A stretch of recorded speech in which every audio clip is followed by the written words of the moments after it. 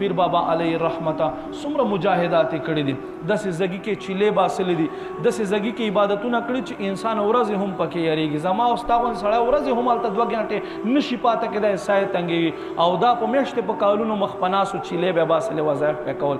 نو بیا به څنګه دا خلک چې دي نن 400 کاله تېرېدو نه بعده د ستا په زړه کې هم د پیر بابا مینه دی، زما په زړه کې هم د پیر بابا مینه دی. ولې دی؟ نبی علیه الصلاۃ والسلام فرمایي کله چې یو بنده الله سره مینه شروع کی، حقیقي مینه شروع کی، الله سره محبت شروع کی، الله هم هغه بنده سره محبت شروع کی. فرمایي الله رب کریم جبریل رو غواړي، جبریل ته فرمایي حدیث قدسی دی اے جبریل فلانا ما سره مینه کوي، فلانا ما سره محبت کوي، زه هم محبت ور سره کوم، مینه ور سره کوم، اے جبریل ته هم مینه محبت ور سره کوم. او فرمایي چې کله بیا جبریل ته دا حکم کی، جبریل آسمان فرشتو ته اعلان کوي دا آسمان فرشتو فلانا الله سره مینه کوي، الله د سره مینه کوي، جبریل هم د سره مینه کوي، اے آسمان مخلوق تاسو ته هم حکم دی چې تاسو هم د سره مینه محبت کوئ.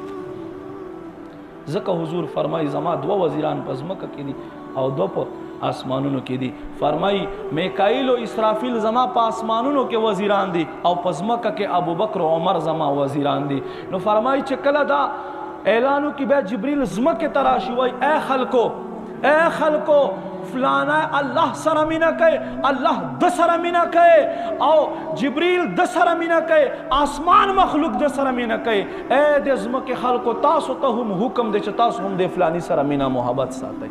نو بیا خلک رواني 400 کاله نه 0 کاله دې تیر شي خو خلکو له زړونو نه وځي. داتا گنج بخش علی حجویری رحمت الله علیه نن 1100 کاله مخکې تیر شوی دی. 4مې صدۍ کې په ابتدا کې د دنیا ته تشریف راوړی دی او په 65 هجری کې 465 هجری کې دنیا نه پرده کړې ده. خو نن هم د خلکو په زړونو باندې راج کوي. ولې راج کوي؟ ځکه راج کوي چې د خلکو الله سره مینه کړې ده.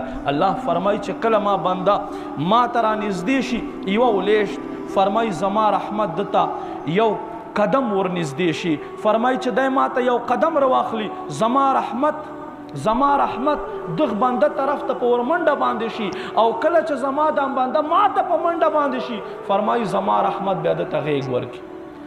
الله فرمایي حدیث قدسی دی، فرمایي بیا زه د سترګې وګرځېږم چې په هغې سره دی قتل کوي، فرمایي بیا د زه لاس وګرځېږم چې په هغې سره دی نیسل کوي، فرمایي بیا د زه د خپې وګرځېږم چې په هغې سره دی تک کوي.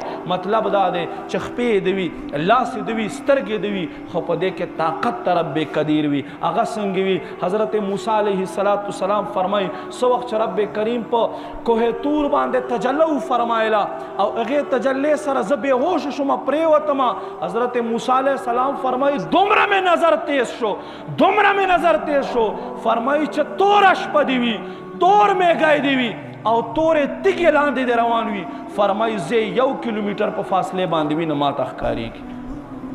داسې اولاد، داسې الله دوستان وي، داسې الله سره مینه محبت کوي.